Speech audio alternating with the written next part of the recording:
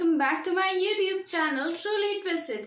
मैं हूँ श्रुति and I hope आप सब अच्छे होंगे, अपने घर पे होंगे एंड सुरक्षित होंगे। फिलहाल सब घर पे तो होंगे नहीं क्योंकि कोरोना तो लगभग जा ही चुका है एंड सब अपने back to work and colleges सब अपना रेगुलर जो शेड्यूल है वो फॉलो कर रहे हैं। एंड मैं आ गई हूँ आप सबके साथ एक और वीडियो लेकर। ये वीडियो है गौरव आर्या सर का, लेकिन ये वीडियो थोड़ा अलग है। ये वीडियो है रिपब्लिक भारत का एंड वीडियो का टाइटल है शतरंज। भारत के अब्दुल और पाकिस्तान के अब्दुल में क्या है अंतर, पता नहीं। चलिए देखते हैं क्या अंतर है। तो चलिए वीडियो शुरू करते हैं।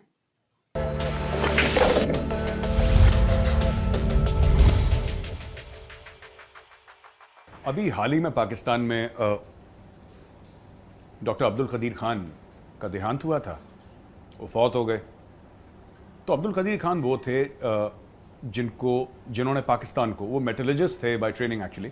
उनका पीएचडी जहाँ तक मुझे पता है मेटलर्जी में हुआ था, लेकिन अब्दुल कदीर खान जो थे he was the one who was responsible. उनकी वो थे जिम्मेदार कि पाकिस्तान एक न्यूक्लियर वेपन स्टेट बने। वो बाहर विदेश में नौकरी कर रहे थे, लेकिन उनको बुरा लगा 1974 में जब इंडिया ने अपना पहला न्यूक्लियर टेस्ट करा तो उन्होंने जुल्फिकार भुट्टो को चिट्ठी विट्ठी लिखी कि साहब मैं वापस आना चाहता हूं और मैं आपको एक ऐसा हथियार दूंगा जिससे कि ढाका दोबारा नहीं हो पाएगा। हम सबको पता है कि 16 दिसंबर 1971 में पाकिस्तानी आर्मी ने सरेंडर करा था, बड़ा शर्मनाक सरेंडर था। और 92,000 पाकिस्तानियों ने अपने हथियार डाले भारतीय सेना के आगे और फिर ईस्ट पाकिस्तान, पूर्वी पाकिस्तान एक नया मुल्क बना, नया देश बना जिसका नाम बांग्लादेश हुआ।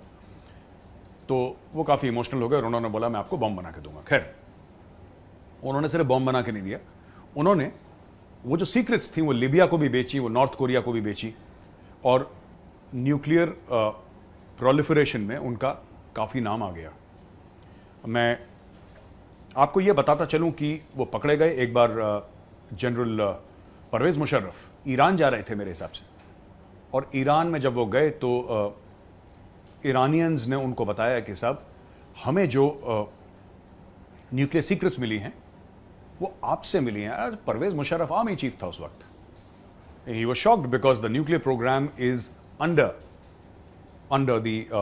The Pakistan army. वो इंडिया जैसा नहीं है जहां पे nuclear program is run by civilians, you see, there it is run by the army. And तो परवेज मुशर्रफ बड़े शॉक्ड हुए। ये मैं चाहता हूं हमारे व्यूअर्स एक वीडियो देखें तो आपको पता लग जाएगा। कुलंदा तस्वीरें, इनके साथ इनका एक खास आदमी था कोई। अब मैं उसे देख रहा हूँ सारी प्रूफ, और मैंने कहा क्या बताऊं मैं इसको। अब ये तो 100% प्रूफ है। उन्होंने पूरे केस को जब पका लिया ना जी, तो फिर ले गया, फिर वो मेरे सामने लेकर। और मैंने, अगर मुझे कोई पूछे ना जिंदगी में सबसे ज्यादा एम्बैरेसिंग मोमेंट मेरे ख्याल में वो ही था। तो वी डिसाइडेड टू हैंडल। मैंने उनको कन्फ्रंट कर दिया, यही बात है। तो वो क्या बोले? Actually I am telling you, रोने लगे आंसू से। Doctor Qadir Khan? Yes, he bent forward and touched my knees. Doctor Qadir ने आपको घुटनों को हाथ लगाया? यस, रोते हुए? अच्छा, आंसू से। मतलब मैं ये नहीं कह रहा हूँ रोते हुए, वो उसे आंसू से रोकर मेरे घुटने।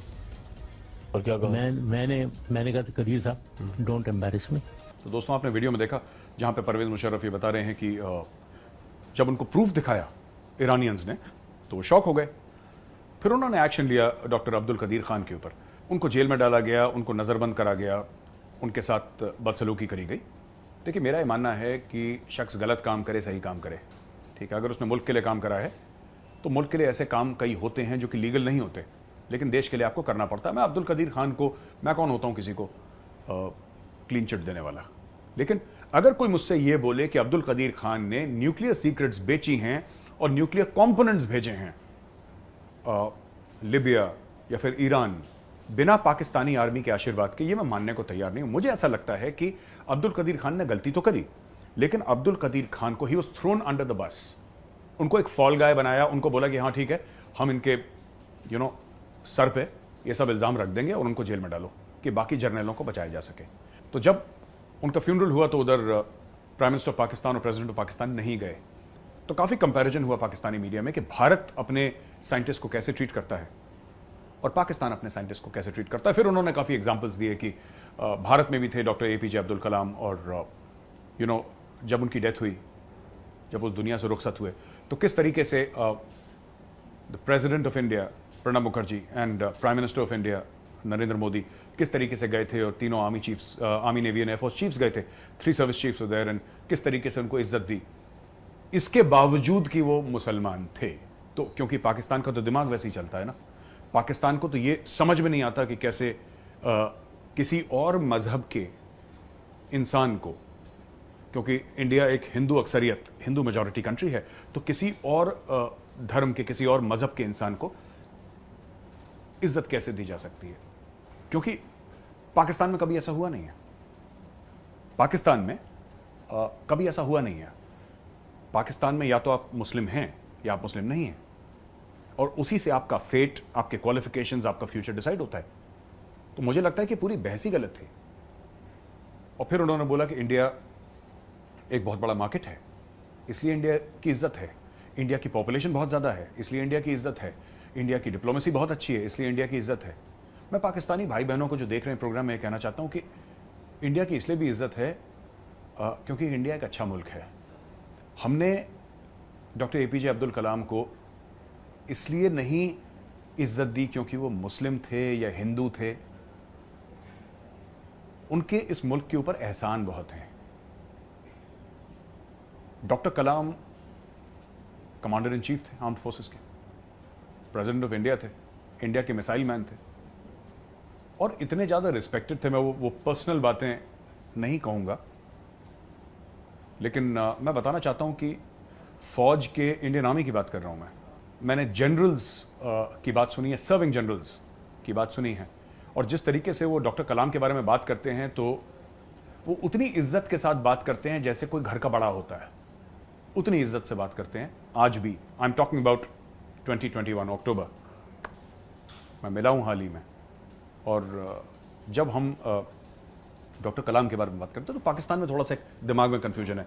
वो उनको इसके बावजूद वो मुस्लिम थे, तब भी उनको इतनी, क्योंकि पाकिस्तान ने शुरू से यही देखा है ना कि हिंदू या मुसलमान है, उसके ज़्यादा आगे तो बढ़ नहीं पाए पाकिस्तानी। बहरहाल पाकिस्तान ने कभी अपने हीरोज़ को इज्जत नहीं दी है, पाकिस्तान ने कभी भी अपने हीरोज़ को इज्जत नहीं दी। पाकिस्तान में अगर आपको इज्जत पानी है तो उसके लिए पहले मरना पड़ता है। पाकिस्तान में you have to die before you are honoured and respected. इन्होंने जिस शख्स ने पाकिस्तान बनाया, मोहम्मद अली जिन्ना, इन्होंने उसको कायदे आज़म बोलते थे, उनको उसको काफिर आज़म बोला ना, उसको फातिमा जिन्ना के सगे नहीं हुए, उसको इंडियन एजेंट बोलते थे ये लोग। इनको मलाला यूसुफजई हजम नहीं हुई, उसको इन लोगों ने गद्दार बोला। इनको बेनज़ीर भुट्टो समझ में नहीं आई, राइट? इन्होंने उल्टा सीधा बोला जुल्फ़िकार अली भुट्टो को। तो जब ये अब्दुल कदीर खान जैसे भी हों, अच्छे हों बुरे हों, मैं ये नहीं कह रहा, उन्होंने गलत काम करे हों नहीं करे हों, लेकिन उन्होंने पाकिस्तान के लिए बहुत काम करा, ये बात हमें माननी चाहिए। मोहसिन पाकिस्तान, मोहसिन वो होता है जो एहसान करता है, he was called Mohsin Pakistan. ये कैसा मोहसिन पाकिस्तान है जिसकी फ्यूनरल पे प्राइम मिनिस्टर नहीं गया और प्रेसिडेंट नहीं गया? तो ये मुल्क जो है, मुझे कहना नहीं चाहिए, बड़े बड़े सख्त अल्फाज हैं, लेकिन कहना पड़ेगा, मुल्क जो है ये एहसान फरामोश मुल्क है। ये अपने लीडर्स या फिर जो लोग जिन्होंने पाकिस्तान के लिए सब कुछ दाव पे लगा दिया, ये उनके साथ गद्दारी कर देता है। And this is one of the reasons. ये जो कहते हैं ना साजिशें करते हैं, अमेरिका साजिश करता है, भारत साजिश करता है, इजराइल साजिश करता है, हो सकता है करता भी हो, मैं मना नहीं कर रहा, हो सकता है भारत करता भी हो साजिश पाकिस्तान के खिलाफ, राइट? लेकिन पाकिस्तान अपने हीरोज के खिलाफ साजिश करता है। भाई हम तो दुश्मन है, हमारा काम है साजिश करना। भाई हम भलाई थोड़ा ना करेंगे पाकिस्तान के लिए, हम इसलिए यहां पे थोड़ा ना बैठे हैं कि पाकिस्तान में अच्छा हो, और ना पाकिस्तानी वहां पे बैठे हैं कि हिंदुस्तान के लिए अच्छा हो। लेकिन अपने मुल्क के खिलाफ, अपने मुल्क के हीरोज के खिलाफ जो कौम साजिश करे, वो कौम कैसे तरक्की कर सकती है? एक कहानी, उसमें दो अब्दुल, एक पाकिस्तान का अब्दुल, एक हिंदुस्तान का अब्दुल। दोनों अब्दुलों ने, चाहे भारत में हो चाहे पाकिस्तान में, उन्होंने बहुत खिदमात दी हैं अपने मुल्कों के लिए। एक मुल्क ने अपने अब्दुल को सर पे बैठाया, सदर बनाया, प्रेसिडेंट बनाया, इज्जत दी, और आज भी उनके दुनिया से रुखसत होने के बाद भी आज भी लोग याद करते हैं। और दूसरे अब्दुल को पाकिस्तान ने जेल में डाला, उसको जलील करा, उसको रुसवा किया, और फिर पाकिस्तानी कहते हैं कि हमारा मुल्क तरक्की क्यों नहीं कर रहा।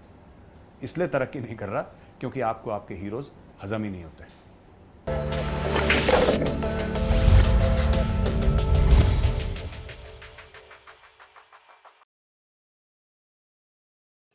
सो गाइज, ये वीडियो काफ़ी इंफॉर्मेटिव थी, जिसमें दो तरफ के दोनों अब्दुल के बारे में बताया गया है। एंड रहा बात रिस्पेक्ट का, तो ये बात बहुत ही सही है कि अगर आप आगे से रिस्पेक्ट दोगे तो ही आपको रिस्पेक्ट मिलेगा। लेकिन पाकिस्तान भाई बहनों को तो ये सब चीज़ पता है नहीं, बस देख ही रहे हैं क्या हालत है। एक तरफ हमारे अब्दुल कलाम जी है जिन्हें बहुत रिस्पेक्ट दिया गया, एंड दूसरी तरफ पाकिस्तान के जो अब्दुल सर है उनको कितना डिसरिस्पेक्ट किया गया एंड क्या कुछ नहीं हुआ। अगर आप सबको ये वीडियो अच्छा लगा होगा तो मेरे वीडियो को लाइक कर लीजिएगा, एंड अगर आप सब मेरे चैनल पे नए हैं तो मेरे चैनल को सब्सक्राइब जरूर से कर लीजिएगा, एंड कमेंट एंड शेयर करना ना भूलें। वैसे मेरा इंस्टाग्राम आईडी आप सबको डिस्क्रिप्शन में मिल जाएगा, एंड आई होप आप सबको मेरे दिवाली के पिक्स पसंद आया होगा। सो मिलते हैं आप सबसे अगले वीडियो में। Till then take care and bye bye.